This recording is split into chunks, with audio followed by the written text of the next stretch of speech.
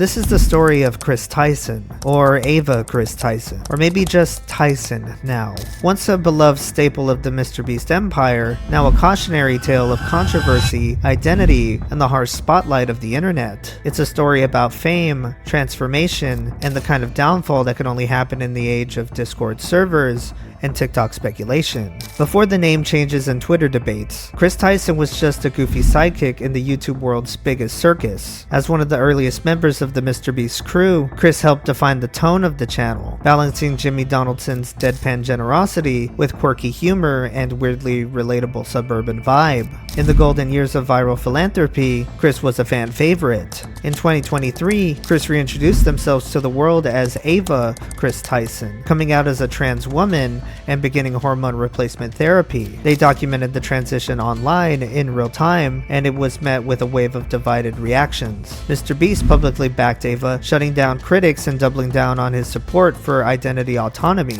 and for a while, that seemed to be the end of it.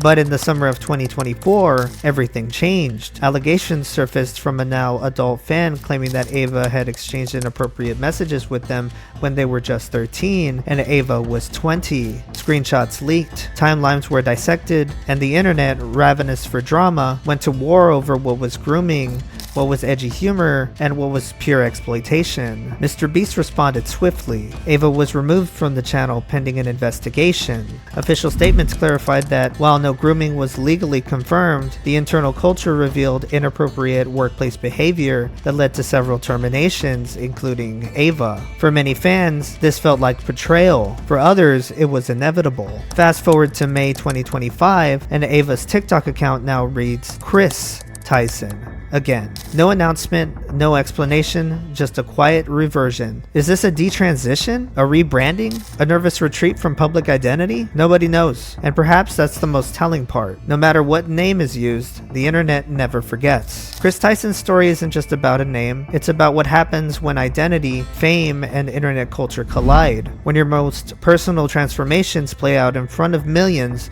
who think they own a piece of you. There's a younger generation now raised not just online, but by the online. They grew up watching YouTubers come out, transform, fall, get canceled, and come back as something else. For them, identity is fluid, but not because they're confused, because the internet taught them that it has to be. If you're not constantly updating yourself, rebranding, or reinventing, are you even visible? Chris Tyson might never fully reclaim the innocence of their MrBeast days, but they've become something else entirely, a living case study in the risks of perpetual exposure, and a mirror for the internet's obsession with identity as performance. In the world of retweets, and leaked DMs, even your name doesn't really belong to you.